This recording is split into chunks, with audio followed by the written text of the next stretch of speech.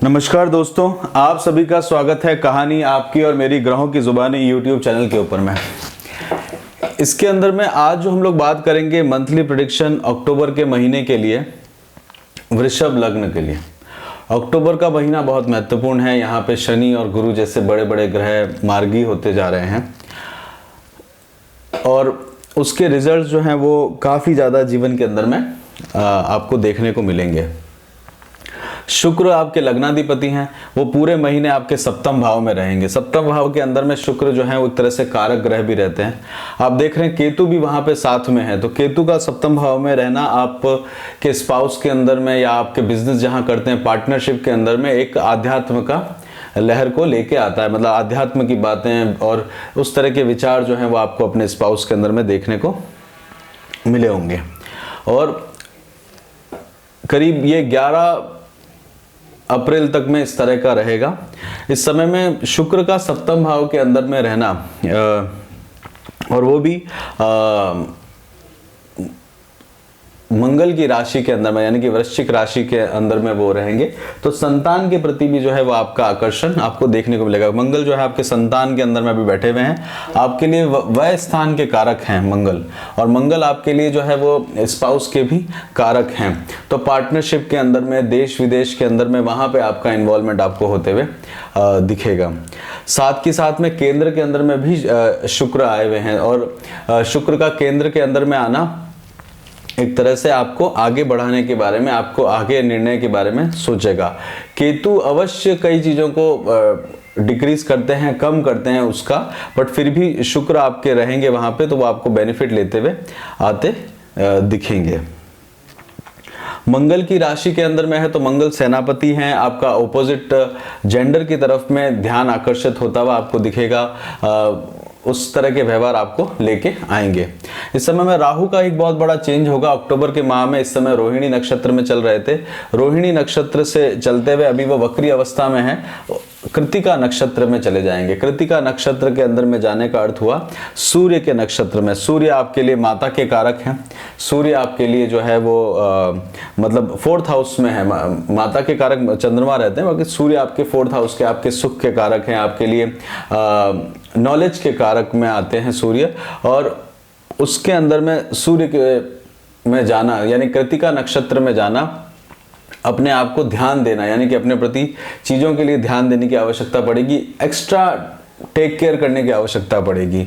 और कृतिका नक्षत्र में राहु की जो दृष्टि रहेगी 1 2 3 4 5, पंचम दृष्टि जो है सूर्य के ऊपर रहेगी, 1 2 3 4 5 6 7, सप्तम दृष्टि स्पाउस के ऊपर में 1 2 3 4 5 6 7 8 9, नवम दृष्टि जो है वो गुरु और शनि के ऊपर में। साथ में बड़े भाई बहनों के प्रति किसी तरह का थोड़ा सा विवाद हो सकता है। माता पिता के प्रति नवम भाव जो होता है पिता से भी संबंध लेके आता है। गुरु जो है वो आपके लिए बहुत ज़्यादा पॉजिटिव व्यवहार नहीं लाते। मतलब गुरु जो है वो, अगर आपकी फीमेल चार्ट है तो स्पाउस से किसी तरह का बहस आपको क्रिएट करके रखता है। और गुरु के कारक में देखा जाए तो अगर आपका मेल नेटिव है और मेल चार्ट है तो गुरु जो है वो आपके बड़े भाई बहनों को रिप्रेजेंट करता है, मित्रों को भी रिप्रेजेंट करता है, आपके 12वें स्थान के स्वामी भी हैं वो, और आपके लिए अष्टम स्थान के स्वामी है स्पाउस से रिलेटेड, और वहां से आपको धन के कारक के अंदर में भी देखने की आवश्यकता पड़ती है।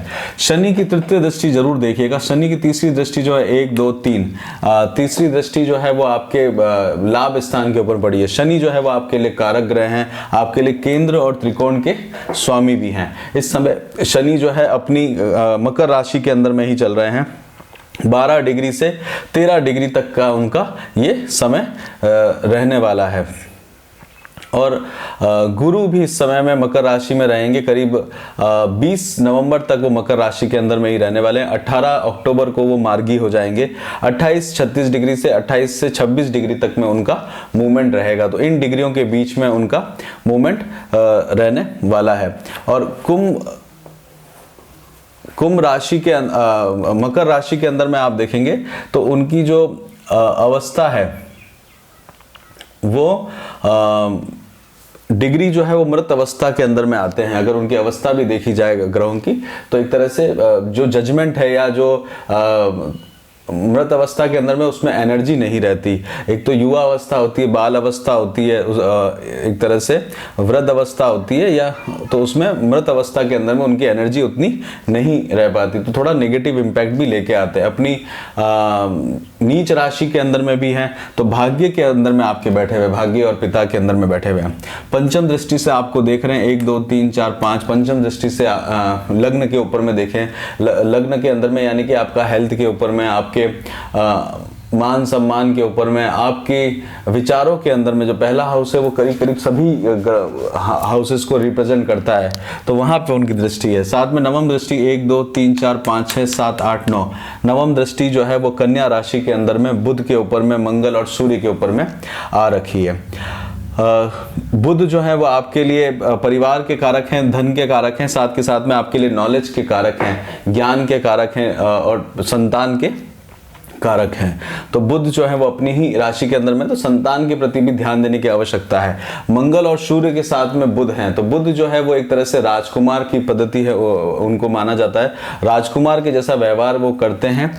और बुध का व्यवहार जो होता है वो जिस ग्रह के साथ में होते हैं उस तरह के वो ढलते जाते हैं। तो परिवार से रिलेटेड का, जमीन जायदाद से रिलेटेड, उसके अंदर में लीगल एंटिटीज वगैरह के अंदर में आपको सावधानी से कार्य करने की आवश्यकता पड़ेगी, क्योंकि त्रिकोण के अंदर में भी आ रखे हैं। और बुध अपनी कन्या राशि के अंदर में, तो बुद्धि के द्वारा आपको इस तरह के डिसीजन जो है प्रॉपर्टी रिलेटेड काम काजों में बहुत सावधानी से काम करने की ज़रूरत पड़ेगी।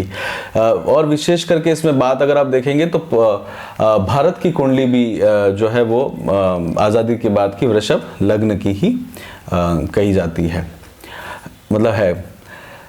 इसमें चंद्रमा के मूवमेंट से बात करते हैं तो चंद्रमा जो है वो आपके लिए अक्टूबर के अंदर में तृतीय स्थान पर रहेंगे, कर्क राशि के अंदर में रहेंगे 1 अक्टूबर को। 1 अक्टूबर को कर्क राशि में आप जो है एफर्ट्स करते हुए इस समय अपने आप को दिखेंगे, अपने कामकाज के अंदर में, पड़ोस के अंदर में, छोटे भाई बहनों के अंदर में काम कार्य को क्रियान्वित करते हुए इस दिन आपका समय व्यतीत होगा। उच्च स्थान में तो एफर्ट्स करने की जरूरत पड़ने वाली है। 2 3 और 4 तारीख को, 2 3 और 4 अक्टूबर को चंद्रमा जो है 4th हाउस के अंदर में रहेंगे, परिवार से रिलेटेड में रहेंगे। आप अपना समय जो है माता के प्रति इन्वॉल्व होते हुए देखेंगे, ज्ञान के प्रति जो आपकी बेसिक नॉलेज है उसके अंदर में आप इन्वॉल्व होते हुए अपने आप को समय को व्यतीत करेंगे। कुल मिला के सुख के स्थान में है और धर्म अर्थ काम मोक्ष के स्थान पे है, तो थोड़ा सा शांति का अनुभव आप क्रिएट करते हुए आपको देखने को मिलेगा। अमावस्या की तरफ में जा रहे हैं तो थोड़ा सा शांति के अंदर में एफर्ट्स करने की जरूरत आपको पड़ेगी संतान के प्रति, क्योंकि सूर्य जो है 5th हाउस के अंदर में बैठे हुए हैं। सिंह राशि के स्वामी जो है वो सूर्य कहलाते हैं। 5 और 6 तारीख को कन्या राशि में आएंगे, परिवार की तरफ आप इन्वॉल्व होंगे। 6 और 7 तारीख को आप जो है एक नॉलेज के अंदर में अच्छा गेन करते हुए जाएंगे, एफर्ट्स करते हुए आपको एक अच्छी सफलता देखने को मिलने वाली है। अमावस की तरफ में इंटेंसिटी थोड़ी सी चंद्रमा की कम रहेगी, ये थोड़ा सा ध्यान रखिएगा। किसी तरह के दान करने से आपको इस दिन फायदा मिलेगा। आप दान पुण्य करते हैं तो अच्छा एक इफेक्ट लेके आ सकते हैं। कोई कुछ मांगे, धन अनाज वगैरह मांगे, गेहूं जो है सूर्य के कारक होते हैं, तो किसी को गेहूं वगैरह दान करने से आपको फायदा देखने को मिलेगा। बुध जो है हरी सब्जियों को रिप्रेजेंट करते हैं, शुक्र और बुध जो है वो हरे रंग को और विलासिता चीजों को रिप्रेजेंट करते हैं, तो वहां पे आप उसमें कर सकते हैं। 7 8 तारीख को तुला राशि के अंदर में आप रोग ऋण और शत्रुओं की तरफ में आपका ध्यान रहेगा। यहाँ पे ये दिन आपको थोड़ा विशेष करके ध्यान देने की जरूरत पड़ेगी। शुक्र की ही राशि है, इसलिए विशेष करके इम्पैक्ट हो सकता है। वाहन चलाते हुए सावधानी रखने की जरूरत आपको पड़ेगी। 9 और 10 तारीख को सप्तम भाव में रहेंगे आपके चंद्रमा। इस दिन आपको स्पाउस के साथ में, अपने पार्टनर के साथ में समय व्यतीत होते हुए आपको दिखेगा। 11-12 तारीख को आप देखेंगे तो चंद्रमा जो है अष्टम स्थान में रहेंगे। चंद्रमा का अष्टम स्थान में रहना, द्वि स्थान के अंदर में रहेंगे, गुरु की राशि के अंदर में रहेंगे। सावधानी से आपको दिन व्यतीत करने की जरूरत पड़ेगी। 11-12 तारीख को चंद्रमा का मूवमेंट जो होगा आपके त्रिकोण के अंदर में होगा, त्रिकोण में रिफ्लेक्शन भी रहेगा। सप्तम दृष्टि जो है आपके पड़ोस के अंदर में, वहां पे आप देखेंगे भाग्य के साथ किसी तरह की यात्राएं करने का आपको मौका मिल सकता है। तो अक्टूबर के माह में कोई लंबी यात्राएं भी आपके समय में आपके हिस्से आ सकती हैं। 13-14 तारीख को चंद्रमा जो है वो मकर राशि के अंदर में रहने वाले हैं। 15-16 तारीख को कर्म क्षेत्र के अंदर में आपका इन्वॉल्वमेंट रहेगा। चंद्रमा जो है वो आपके कुंभ राशि के अंदर में रहेंगे 15 और 16 तारीख को। और इस दिन जो है बुध जो है उनका भी उदय हो जाएगा। 16 तारीख के दिन बुध अपने आप में उदय हो चुके होंगे और संतान के प्रति आपको कुछ एक अच्छे पॉजिटिव रिजल्ट देखने को मिलेंगे। हो सकता है कोई बड़े पद के अंदर में आप में हो तो वहां पे भी थोड़ा सा सावधान रहिएगा, क्योंकि बुध जो है अपने स्थान से यानी कर्म क्षेत्र से 1 2 3 4 5 6 7 8 अष्टम पोजीशन पे है, तो अष्टम पोजीशन से बुध जो है गिरा भी सकते हैं। 17, 18 और 19 तारीख को चंद्रमा मीन राशि में जाएंगे। ये दिन विशेष करके आप ध्यान रखिएगा। और गुरु इस समय मार्गी होंगे, तो मित्रों के साथ में समय व्यतीत करने की आपको राय लेने की जरूरत पड़ सकती है। मित्रों के साथ में शत्रु मित्र बन सकते हैं, मित्र शत्रु बनने की नौबत आ सकती है। लाभ स्थान के अंदर में आपको मेहनत करने की आवश्यकता पड़ेगी।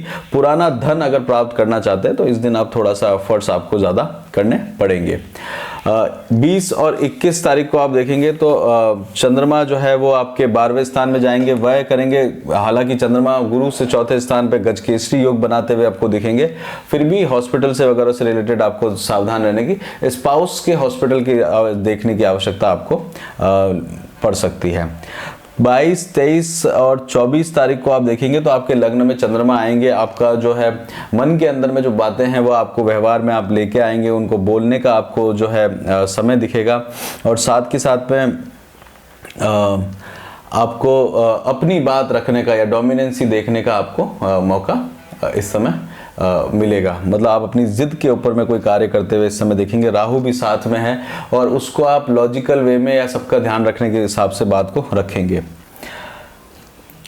मिथुन राशि में 25 और 26 अक्टूबर को रहने वाले हैं चंद्रमा, और इस दिन आपको धन से रिलेटेड कामकाज में आप इन्वॉल्व रहेंगे, परिवार के अंदर में इन्वॉल्व होते हुए अपने आप को देखेंगे। 27, 28 और 29 तारीख को आप अपने पड़ोस के अंदर में, मित्रों के अंदर में, आप जो है पराक्रम के अंदर में, एफर्ट्स के अंदर में, छोटी मोटी यात्राओं के अंदर में, यात्राओं से रिलेटेड कामकाज में आप कार्य करते हुए अपने आप को देखेंगे। 27, 28 और 29 तारीख को किसी तरह का आपको हो सकता है कि कोई क्रय विक्रय भी करना पड़ सकता है, और गुरु की दृष्टि भी वहां पे रहेगी, एक तरह गज केसरी योग भी रहेगा, तो धन से रिलेटेड कामकाज के लिए भी आपका समय अच्छा रहेगा। 30 और 31 तारीख को सिंह राशि के अंदर में रहेंगे चंद्रमा। परिवार के अंदर में किसी सुखद अवस्था के अंदर में आप जो है इन्वॉल्व होते हुए अपने आप को देखेंगे। इसमें हेल्थ से रिलेटेड बात करते हैं तो हेल्थ के अंदर में कोई विशेष चिंता की बात नहीं देखने को मिल रही। इन-लॉज की तरफ से आप जरूर थोड़ा सा वहां पे आपको हेल्थ का देखने की आवश्यकता पड़ेगी। 18 तारीख से पहले थोड़ा सा हेल्थ का माइनर हो सकता है, उसके बाद में हेल्थ आपकी इंप्रूव होते हुए आपको दिखने लग जाएगी। एजुकेशन के अंदर में करेंगे तो आपको काफ़ी एजुकेशन में फ़ायदा मिलेगा। जॉब चेंज करना चाहते हैं तो जॉब के लिए इस समय आपके लिए बेनिफिशियल है, जॉब को आप चेंज कर सकते हैं। ये समय एक अच्छी अपॉर्चुनिटी है। बिजनेस के अंदर में आपको लाभ देखने को मिलेगा, और जो लोग गैम्बलिंग वगैरह में है या सट्टा बाजार या शेयर मार्केट में है उनको भी फायदा देखने को इस वीक में मिलेगा। शादी के लिए अगर आप देख रहे हैं, विवाह के लिए इस समय देख रहे हैं, तो विवाह के लिए एक अच्छा योग आपके लिए बना हुआ है। इस समय में आप विवाह के लिए विचार कर सकते हैं। अक्टूबर के महीने में प्रेम के बारे में किसी से प्रेम करते हैं तो वहां पे भी आपको एक अच्छी सक्सेस देखने को मिलेगी। लव मैरिज के भी चांसेस है। मंगल की दृष्टि जो है अष्टम स्थान में देख रही है। अष्टम स्थान जो है वो मंगल सूत्र का भी रहता है प्रेम से, और पंचम स्थान जो है वो प्रेम का भी रहता है। प्रेम जिससे प्रेम करते हैं वहां पे आप देखेंगे थोड़ा सा ईगो का प्रॉब्लम आपको देखने को मिलेगा, परंतु वहां पे बुद्धि के द्वारा आप कार्य करते हुए बुद्धि और मंगल की युक्ति आपको उस समय देखने को मिलेगी। बच्चों के बारे में सोच रहे हैं, संतान के बारे में सोच रहे हैं, तो संतान के लिए जो है इस समय में आप विचार कर सकते हैं। संतान के लिए आप इस समय प्लानिंग करते हुए अपने आप को प्लानिंग करना चाहते हैं तो ये समय आपके लिए उपयुक्त रहेगा। इसी के साथ ही यहीं पे रोकते हैं वृषभ लग्न के लिए अक्टूबर का महीना। अगर आपको पसंद आया तो लाइक करिए, शेयर करिए, सब्सक्राइब करिए। साथ के साथ में ये तो मंथली प्रेडिक्शन है, वीकली प्रेडिक्शन में नक्षत्रों की एनर्जी के हिसाब से कंटिन्यू आप देखेंगे तो और माइक्रो प्लानिंग उसमें आप कर सकते हैं। किसी भी तरह के प्रश्न वगैरह कंसल्टेंसी करनी हो तो lifejourneyforus@gmail.com पे मेल भी कर सकते हैं आप हमको, और साथ के साथ में और जनों से भी वृषभ लग्न के हिसाब से शेयर कर सकते हैं, जिससे आपको और भी बेनिफिट, उनको भी बेनिफिट मिल सकता है। इसी के साथ यहीं पे रोकते हैं वृषभ लग्न के लिए अक्टूबर का महीना। अपना खूब ध्यान रखिएगा, खुश रहिएगा। जय श्री राम।